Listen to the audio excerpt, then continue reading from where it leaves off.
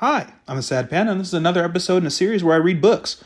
Just letting you know that this is going to be the first set in this next book. I'm also still reading Supergene. It's just I just uploaded a video on it. This is just going to be the next one that I'm also going to be reading.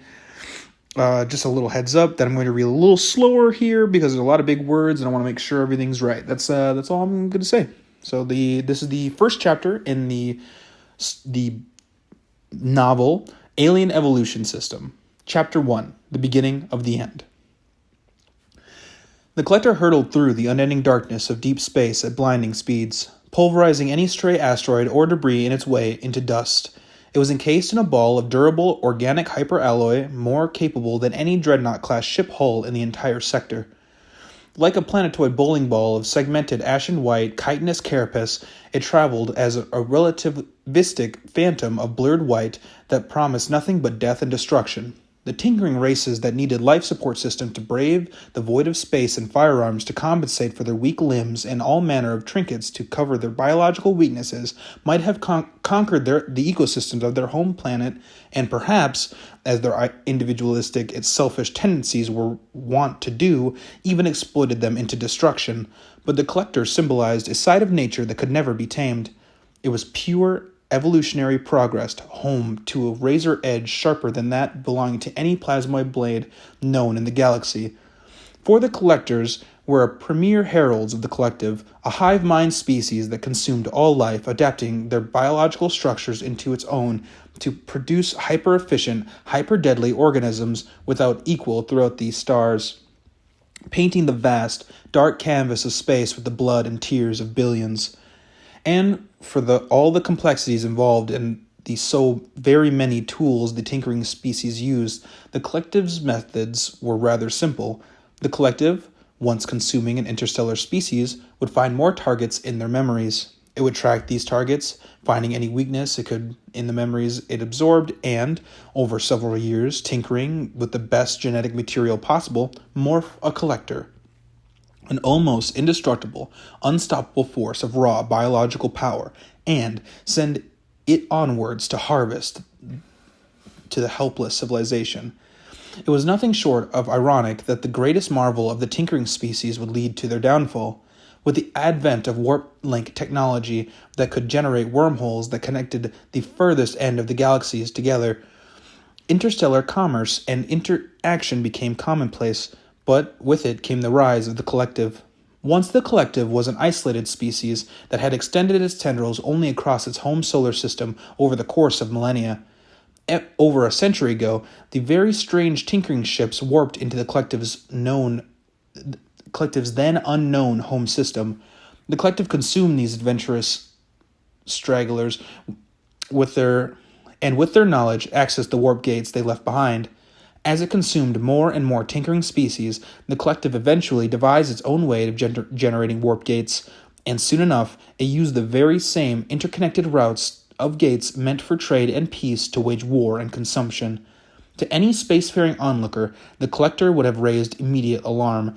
Any ships witnessing the collector's bald figure speeding through the starry void would have alerted every single nearby civilization it could. There were very few times the collector fell in battle, and it had always been through the united effort of several races, for no single civilization could best a collector, with its many evolutionary adaptations tailor-made against the likes of weakling tinkerers. But unlike the mission granted to its past brethren, this collector knew not what it would face. A warp gate had opened strangely close to the collector's home solar system. The collective solar system had long since been closed to space travel, deemed far too dangerous to ever traverse, and so the wormhole's appearance so close to the collective's home world was all too strange. Perhaps an attack, perhaps an accident. But the collective did not like uncertainties. It thrived on knowledge, and so it sent a collector to the wormhole to face any potential threat on the other end. The collector felt pride in being able to serve the collective, though it retained a mental independence crucial in allowing it to adapt to high-intensity, high-uncertainty challenges of battle. It still had an undying loyalty to the collective. Its purpose was to defend the collective at all costs and destroy and consume all of its foes. bringing back the genetic materials as spoils of war. Nothing less, nothing more. It was an extension of the collective, utilizing only the best parts of free will the tinkering species had evolved while trimming the excess, the rebellious, unproductive tendencies that so often led to infighting. This was the mindset the collector held as it neared the wormhole, a pulsating mass of blinding light almost as large as a small planet. Waves of undulating gravity and space wreathed its horizon, drawing in the collector as it neared. When the collector touched the horizon, it felt itself drawing into the wormhole, its body warping every this way and that as the realities of space and time became fluid. Its body, hardened by countless evolutions and perfected by the collective, could survive the rigors of warp travel, and soon enough it passed through without an issue. It was an interesting process, warp travel was. The feeling of having every atom of its existence warped at the seams and spatial and temporal limitation managed to make the collector feel nausea, a feeling that no weapon in the galaxy, biological or mutations-based, was capable of. At the other end, the collector found itself floating above a vibrant planet. It did not take utilizing the collector's massive array of senses to know that this was a planet full of life. Even from high orbit, it could see the planet, blue and green, had countless life signatures worth consuming. 7 rings, each a different shade of light, circled the verdant planet, glowing with a strange yet alluring intensity that promised life. Alarmingly, the warp gate behind the collector closed away, leaving it stranded. It did not panic, however. That was not part of its evolutionary development. It merely recalibrated its goals. It did not have the capacity to open a warp gate. The collective alone had the combined psionic power for that. So it would instead savage this planet to accumulate enough biomass for another burst of deep space travel to the nearest warp gate. Where exactly the warp gate was, the collector could not ascertain. It looked into the system of memories embedded, built upon by collector after collector that came before it to map out a path. But this star system was entirely foreign, this planet utterly unknown. Odd. All warp gates had to be built within a certain degree of proximity to each other, each gate forming a supportive node in a much greater system. Any warp gate that existed far beyond the reach of the greater whole would not maintain itself. The collector submitted a sonic pulse, mentally attempting to establish connection with the collective, as for so long as any member of its kind, no matter whether it was a lowly drone or another collector, was within distance of it, it could essentially pinball and amplify this mental message and reach the collective.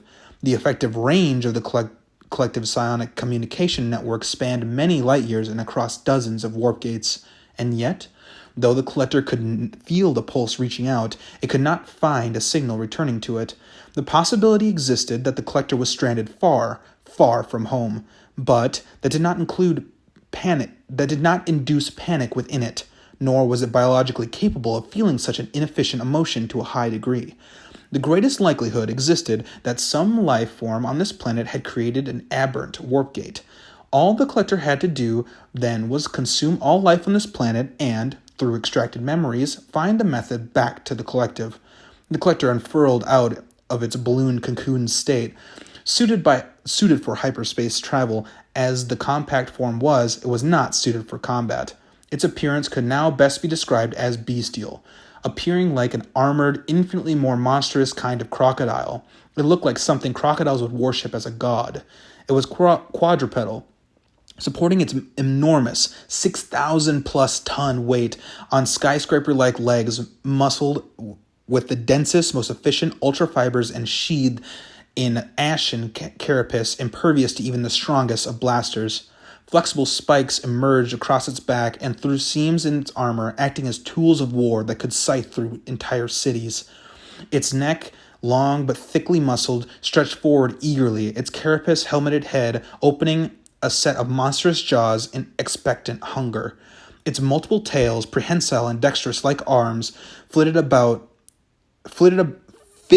it, morphing between acid spitters, blades, bulbous electromagnetic pulse emitters, and various other destructive weapons it required for assimilation. With a grunt of exertion unheard in the soundless void of space, the collector sprouted enormous wings, bat-like in structure, but dotted with pulsating tubules which emitted bursts of raw blue plasmoid energy like jet engines surging it towards the planet. But as the collector neared, there came forth a challenger unlike any it had ever known. A towering being of brilliant light. 12 feathered, energy-wreathed wings sprouted from its back, fluttering gently to propel it forwards. It was a good deal smaller than the collector, but it was still large as any capital-class ship. It was bipedal. Humanoid and armored in platinum white, with a blazing helmet of starling silver that shone ever the more brighter in the contrasting dark of space, the collector reached into its psionic link it had with the collective to access the shared memory database of tinkering species wired into its brain. However, the humanoid structure's armor did not match any ship covering that the collector had held in its memory bank, especially not any belonging to the human race, one of the 3 tinkering species that comprised the united front against the collective. An entirely new species, perhaps, or perhaps a strange new device that the other races had devised in order to kill the collective. It was not unheard of. One collector had even fallen to a similar humanoid machine, Titan of War, created by the vast alliance that comprised the united front.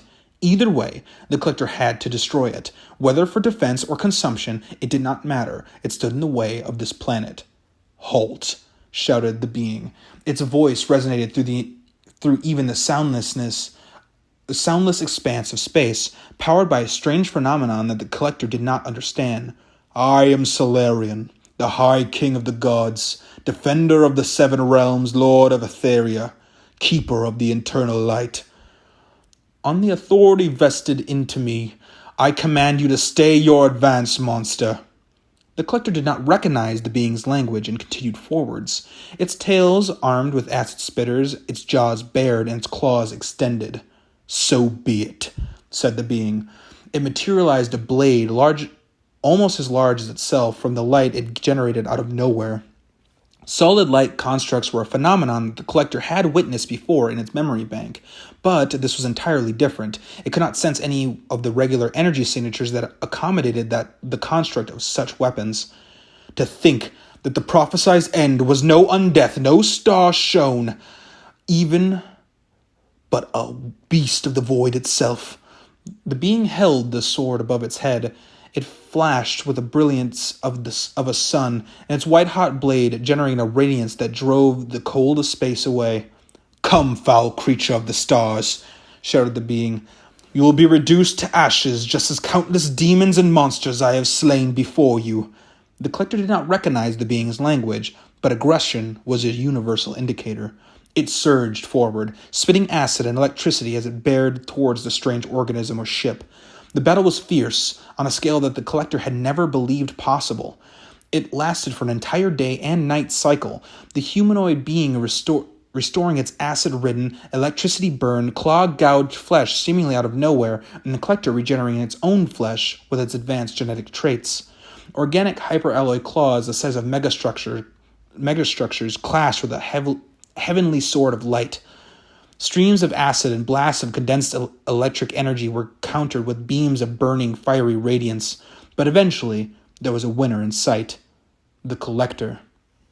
It was missing 2 limbs, its tail shaved off, its body littered with scorch marks and cuts that refused to heal. But the being was in an even worse state. It floated weakly, with 1 remaining wing out of 12.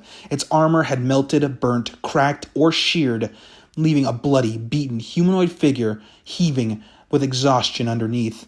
The being did not heal anymore, nor did it generate scorching blasts of light. It had run out of whatever energy was fueling it, the aura of radiance dimming down all about it as its power escaped it, dooming it to death. The only thing that remained pristine was its blade, but the collector cared little about any tinkerer's construct. The collector felt excitement instead for the flesh of the being, for instead of being of some kind of mechanical titan, it was instead a being of flesh and blood underneath its armor. In a way, the collector felt a sense of respect for the beaten entity, for it was with its own strength alone that it challenged the collector. The collector would show its respect by consuming the being. It would regenerate its wounds by consuming this strange and powerful new creature, and also attain heights of power never before seen. It would destroy the blade, useless as it was, an organic piece of metal, to prevent it from falling to any errant hands that lay havoc upon the denizens of this planet. Judging by how nothing aided the being, it was apparent that it was this planet's most powerful line of defense, and all that lay behind it was free for consumption. The collector surged forwards, slower and weaker than before, but all the being could do in response was attempt to hold the blade with its arms barely functional, with how badly they were bruised and burnt and cut.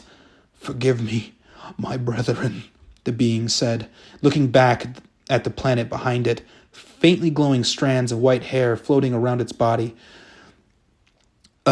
floating around its bloody head. "Forgive me, all the mortals that believed in me, the chaos my death will cause.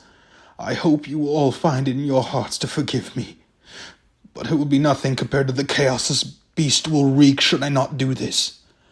With a sudden burst of energy, the being raised its blade high above its head. "O dawn rise, blade of infinity, bringer of light, I will entrust to you my life, and so in return, create strength for me as you have created life. To that which is worthy to receive your strength after my passing, I grant all my blessings." The collector did not care about this theatrical show. Any analysis of the being's physical form indicated that it had no real energy to fight it with.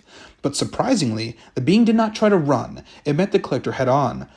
The being enveloped itself in a halo of power so bright that it seared all of the collector's optical capabilities out, and in a moment of blindness, the being charged forward, driving the blade deep into the collector's chest. The collector felt white-hot energy comparable to the sun liquefy and instantly evaporate its flesh. A moment later, an explosion rocked the orbit of the planet. It was a blast of light so bright and expansive that every being on the planet could witness it. Those on the day witnessed their world grow infinitely white, while those on the other side of the planet saw night become day for just an instant. And so came the end of Solarian, High King of the gods, and the collector, herald of the collective. Or so the peoples and gods of the world would have been fortunate to believe.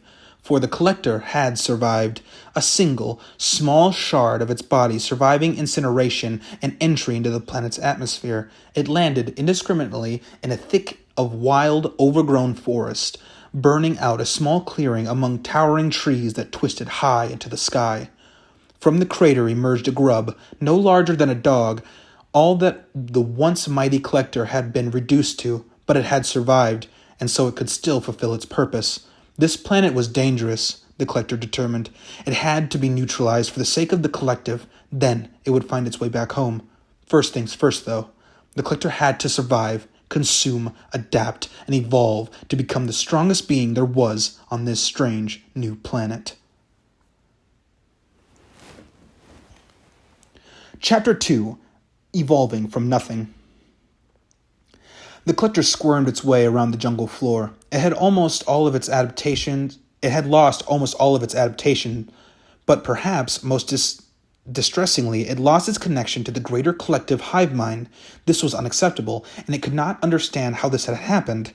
There was not a single weapon throughout the known galaxy capable of severing the psionic link between the collectors and the collective, and yet the reality did not change that the link was gone. The collector adjusted to its disadvantages. Without the psionic link it held with the collective mind, it could not signal its location, and its access to the collective database of shared knowledge became extremely limited. However, it was still retaining some basic functions that allowed it to survive. It was still composed of segments of ultrafiber muscles, though far less dense and powerful than its original state, as it could not possibly sustain such organic material with how little energy it had now. However, the muscles still allowed for quick, undulating movement reminiscent of a slithering snake across the leafed soil. The collector still retained basic senses that came with reducing itself to a larva. It had lost its sight, but fine hairs dotting its body were sensitive to all motion, allowing it to conjure up detailed 360-degree imagery of its environment. Sound also registered through these vibration-sensitive hairs, allowing it to realize that as of now, its immediate surroundings were safe. Likely, the crash landing had scared off the local fauna. This also indicated that there was little intelligent life in the area, perfect to consume and regain strength. However, this planet was incredibly different. The collector could not match any of the planets match any of the plants or small animals it encountered with equivalents in its memory bank. This was truly a wholly new and foreign planet, and with it came dangers just as novel that put it on constant guard. Until it could develop its strength, it had to lie low. It checked its status for nothing, noting how much it had degraded in strength. Metamorphosis level, 100 to 1. Biomass level, 0 out of 100. Stored genetic material. Critical loss of stored genetic material detected. None. Adaptations. Critical loss of adaptations detected. Remaining adaptations. Ultra-fiber musculature, rank 1. External systems. Critical loss of adaptations detected. Remaining adaptations. Sensitive hairs, rank 1. Weapon systems. Critical loss of adaptations detected. Remaining adaptations, none. Current form, grub. The collector did not feel any panic, nor was it ever programmed to do so in any degree that would severely cripple its functions. This level of function loss was within its observed calculations. It focused its mental and physical efforts instead of building up biomass to reach the next metamorphosis level. The collector spent its initial time feasting on plant life, chewing dead leaves of fallen trees from trees high above. Its once proud, building-sized jaws were reduced to a circular mouth lined with small, stubby teeth. Biomass gained, plus 5. Biomass level, 5 out of 100. The collector kept eating leaves, branches, whatever it could get its mouth on. The voice in its head was the memory bank of the collective, a repository of information implanted in every collector at birth and useful for recognizing new species and developing new abilities. Though losing the psionic link meant the collective memory system was limited, the basics were still the same. Evolution centered around two elements, biomass and genetic material. Biomass meant the consumption of raw organic material. The more complex the biomass, and the more of it there was, the better, though quality certainly took precedence over quantity. In this case, it was plant matter. Maxing out on biomass would allow the collector to metamorphose to increase its strength and potentially change its form based on what it had eaten and thereby gain new adaptations. Metamorphosis would also allow it to redevelop an adaptation from the collector's vast evolutionary arsenal, though at its current state, the ability would be at a much, much weaker version, just like how its ultra-fiber muscles were significantly atrophied compared to its sinews padding its original towering form that could support thousands of tons. The adaptations themselves fell under the categories of internal, external, and weapons-based systems. Internal and external systems generally indicated adaptations that would help, as their titles indicated, internal and external parts of the collector's body. Weapon systems were offensive bioweapons the collector could develop, but many of them required first a solidly built-up base of external and external systems to support them. Genetic material was any new genetic material it could consume that would grant it new forms and, by extension, the powers associated with those forms. As of now, these plants were nothing special, providing nothing new.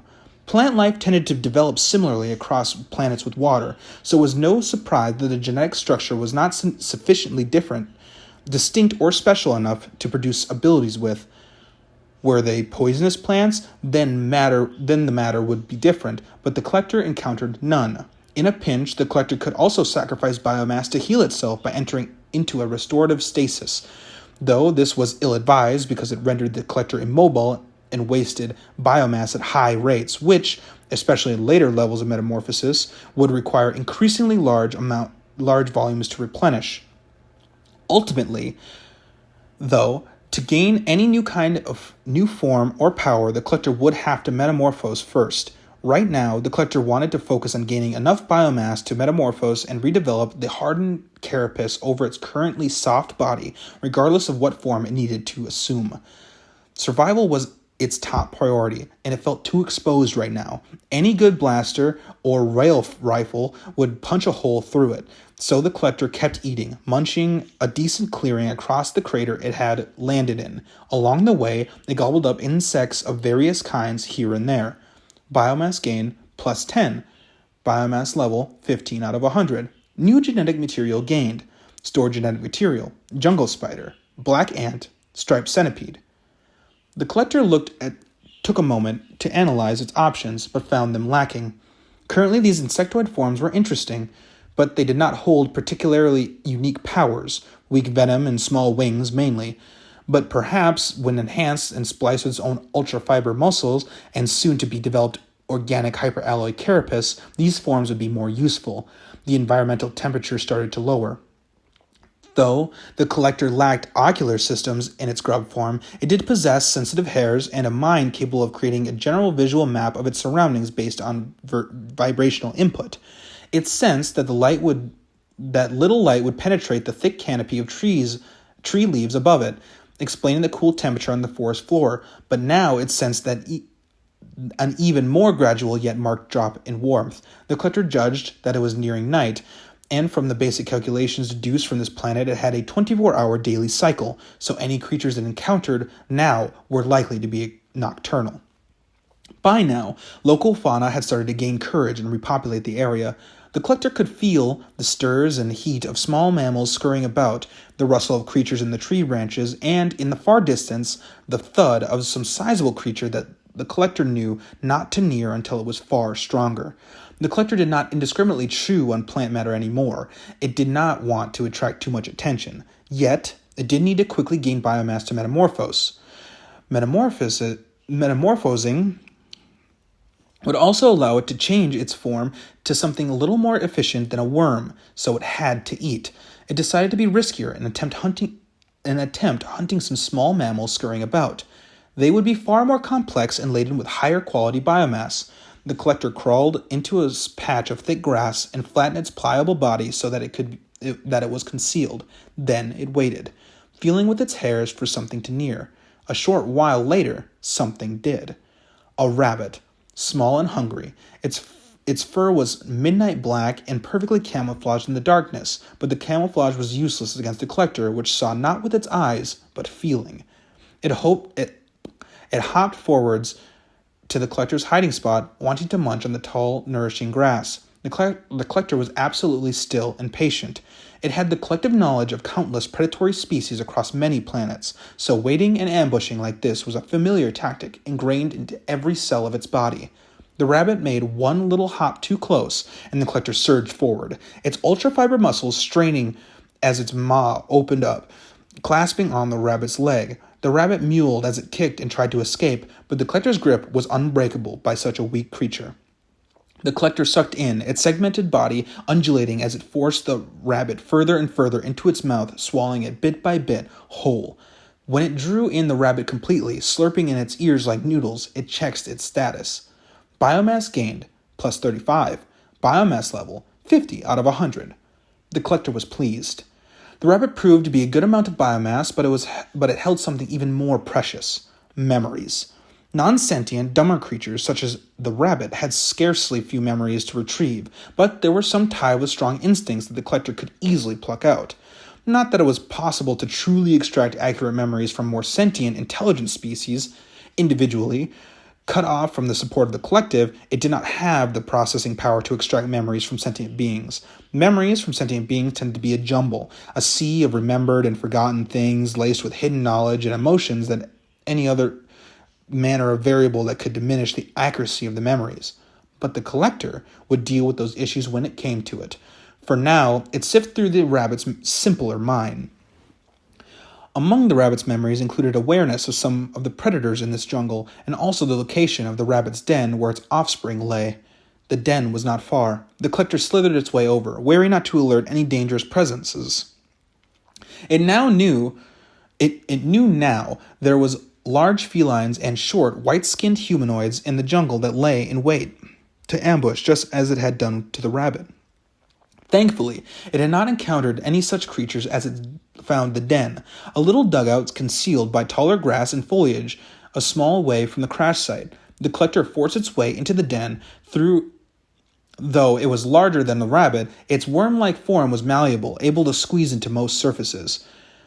Inside the den was a golden treasure, a litter of 12 rabbits squealing in a terror enforced by instinct as they gazed into the hideous saw-like mouth of the collector. The collector swallowed them whole. It did not want to lose any biomass to stray bleeding, and as it consumed the babies, another boon came. With its 360-degree range of sensory vision, it sensed the aggressive approach of another rabbit, likely the male counterpart of the female it had consumed, attempting to bite the collector's tail outside the den in the defense of his offspring. While the collector's mouth ground up the babies, its tail lashed backwards like a club as the rabbit leaped forward to bite, striking the small creature on the head and breaking its neck. Without wasting any time, the collector withdrew from the burrow and went to consume the father. With the whole family in its stomach, it checked its status once more. Biomass gained, plus 50. Biomass level, 100 out of 100. Metamorphosis available. New genetic material available. Stored genetic material, midnight rabbit, jungle spider, black ant, striped centipede. Excellent. Now the collector could finally change out of its form into something more agile and suitable to the forest and also gain a carapace to defend itself. However, with each metamorphosis level it gained, it knew that undergoing further metamorphosis would become increasingly difficult, requiring more and more biomass. To reach its original state as a 200,000-ton paragon of annihilation would likely require the consumption of this entire planet. But a start was a start. And so the collector underwent its metamorphosis. Hiding in a thicket of grass as a cocoon of soft, beating flesh morphed around it, its larva body melted into a pure, primordial genetic ooze. From here, creation was its plaything. First off, it had to decide on a new form. It could choose to consume a maximum of 3 stored genetic samples and splice them together to create a new form, or go with just 1 or 2. Had the collector still been linked to the collective hive mind, it could have done so much more. It would have been able to process more than 3 genetic samples. It could have redeveloped adaptations that did not originally belong to its initial warrior form strain, instead of opting to spread parasitic devastation or disease through infector or dominator strains. For now, though, it was limited to restoring only what it originally came to this planet with. Regardless, it was inefficient to waste mental energy on hypotheticals. Either way, its next form would be what it would have to be stuck with until it reached its second metamorphosis, so it had to choose wisely. Unfortunately, it had only 1 mammal and various insect forms to choose from. The rabbit was a mammal, which would grant a warm-blooded body that could more efficiently use the ultrafiber musculature adaptation the collector had already had. Not to mention that the rabbit already possessed fur that was compatible with the sensitive hairs adaptation. Compatibility was important for the collector, for the collector could not infinitely grow its adaptations atop its body. They had to match the creature's basis to utilize it to some degree, lest their manifestation cost too much biomass to manifest.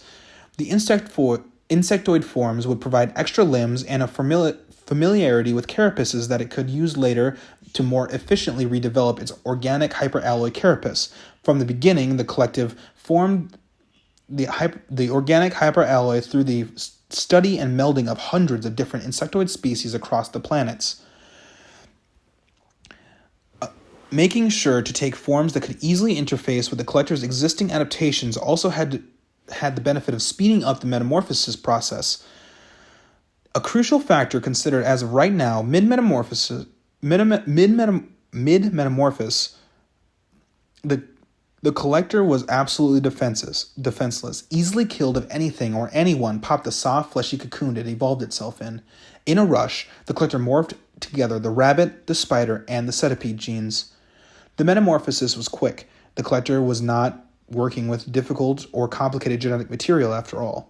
In a span of 10 minutes, the collector went from a primordial goo into a fully formed thing.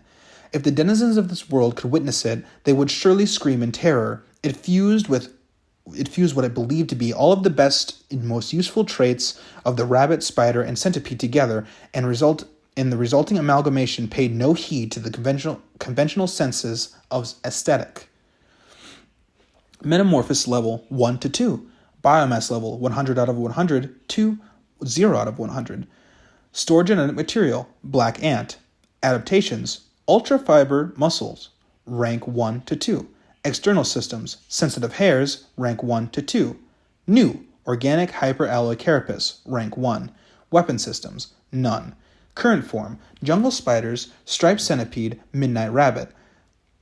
To any sentient species in the world, it would have been an abomination. The collector's legs and bodies were that of a rabbit, and it believed that the rabbit's legs were most suited for extensive movement. It also assumed the rabbit's body in order to have more developed, warm-blooded circulatory system so as to fuel his muscles better. However, its skin was covered with a gleaming, white-plated carapace that looked like a full-body suit of bony armor. In the seams of the armor, there were joints. Where the joints were exposed to maximize mobility, fur poked out, standing straight and sensitive to all manner of vibrations in the air and land. Through its original body was that of a rabbit's, small front legs included, its head was all butt. It had assumed the centipede's head, armored and patterned with red and black strands of the striped centipede. Twin pincers lined either side of its flat, hardened head, acting like cleavers with which to slice apart or crush anything unlucky to be near it. Multiple eyes dotted its head, a trait from the spider, providing heightened compound vision to pick out smaller details. The rabbit's feet ended in hideous curved claws dripping with centipede venom. Its tail was long and bold at the end, forming into a spined spinneret that could eject powerful webbing. 4 arachnid limbs sprouted from its back, becoming versatile tools with which to stab, slash, balance upon, climb, and grapple with. All in all, this monstrosity of nature stood a meter tall, far larger than any insect or rabbit. The collector clicked its centipede mandibles in satisfaction. This form would be competent in the jungle, capable of competing even with the jungle felines that roam these wilds.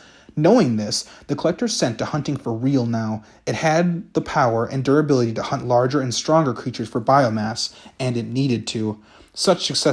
Each successive metamorphosis level needed significantly more biomass than the one before to fuel it.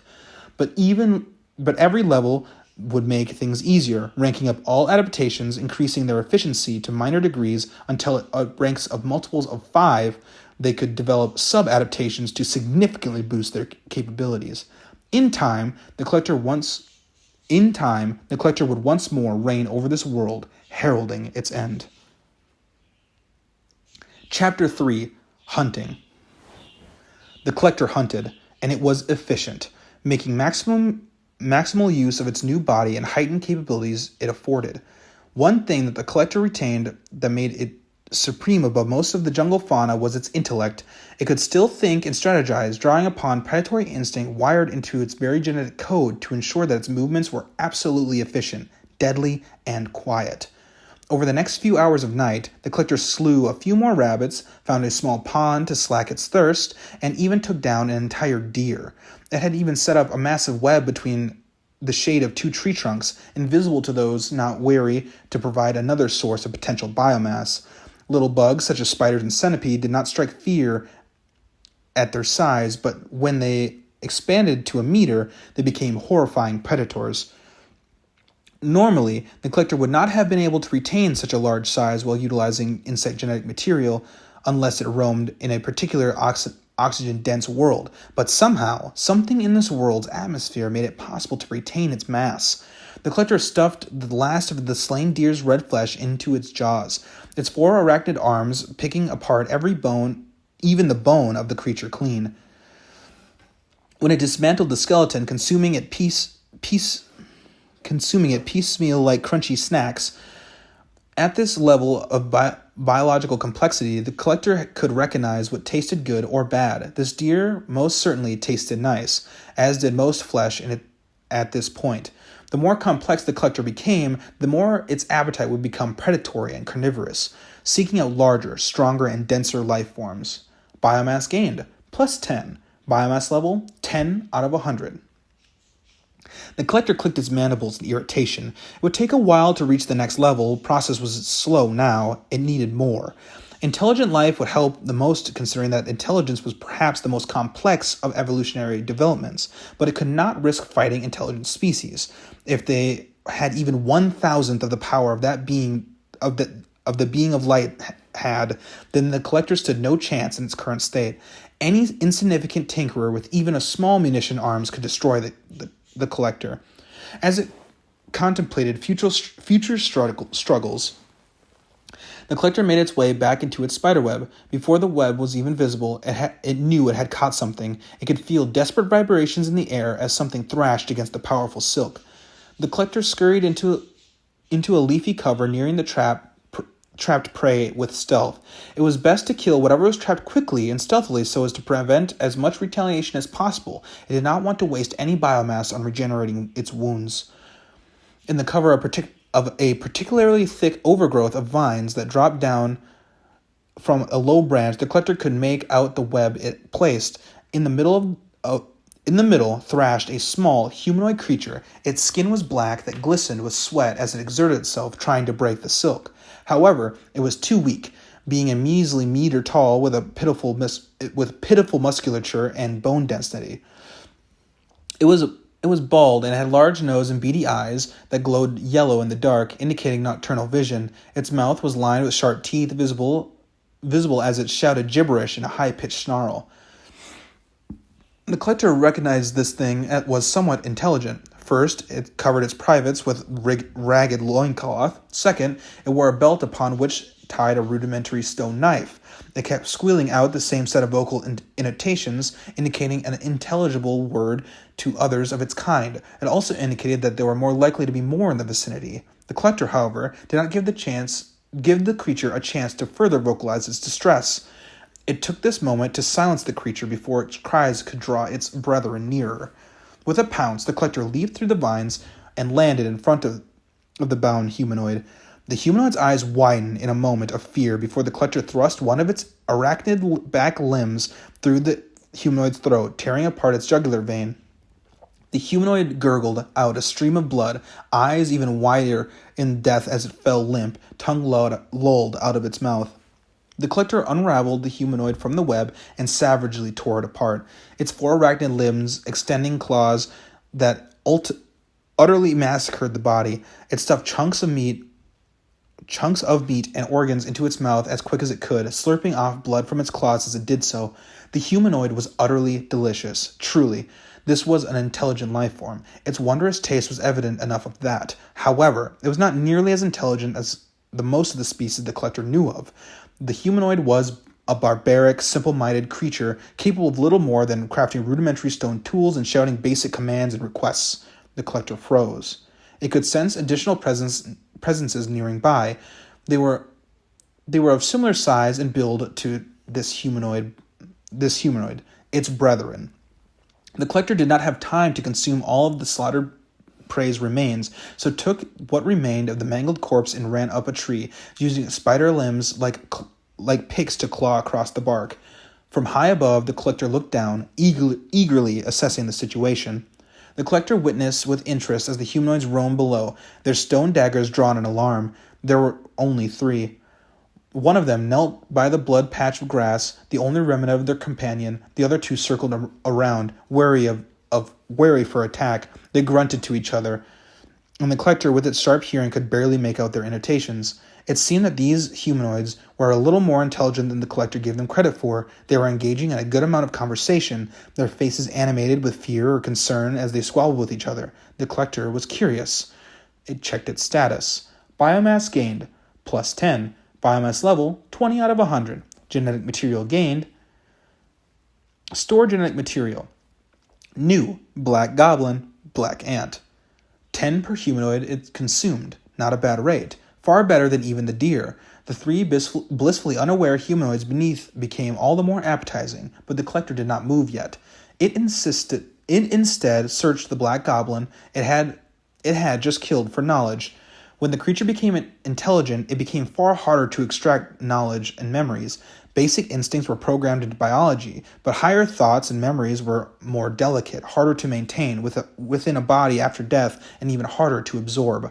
The great collective hive mind, with its immense scale and power, had the capacity to extract knowledge from entire species with its unparalleled psionic processing power, but the collector itself, now cut off from the hive mind, was limited to absorbing one key memory or fragment of knowledge from an intelligent creature. However, this was enough. It decided to learn the language of these primitive creatures. The unintelligible squabbling below became understandable, albeit a little faint, with how high up the tree the collector was. "We get out now," said one of the two goblins, squabbling with their friend, still checking the bloodstain. "No beast here," replied the goblin, kneeling in the blood. "Strange, very strange. Humans close, so no beasts. So how Freaky die?" "No important," said the other goblin. It was shaking a little. "It's holding the dagger unsteady." Important is danger near. We leave to den. We tell Drog." "We tell Drog," said the goblins in unison, nodding in agreement at the idea. The collector was pleased. So there was a den of these creatures, enough of them that they could evolve straight to the next metamorphosis level. But for now, it would claim the feast standing before it, its eyes already. With a swift motion, it scurried downwards. "Up, up!" one of the goblins screamed, but it was too late. The collector had landed on the goblin, having launched itself down from 10 meters up. The sheer weight of the collector's dense musculature and carapace was enough to splatter the goblin on the forest floor, shattering its each and every bone. The other two goblins took a look at the collector and its powerful muscled claws and blood-stained hind legs, its 6 arachnid limbs protruding from the back like prehensile spines, and its insectoid head clicking its mandibles like axe heads, all 8 beady black eyes poised with hunger at their defenseless forms, and froze.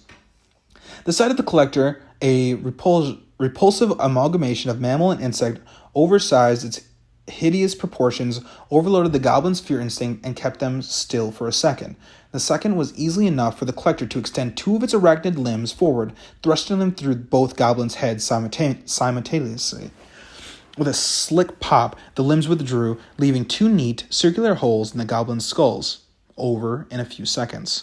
The goblins were aided by their primal instincts, but they were also slowed down by them. Fear had caught them, seized them by their throats, rendering their minds to mush and their feet to putty for a second, and that spelt the end of their lives. In contrast, the collector was not driven by instinct.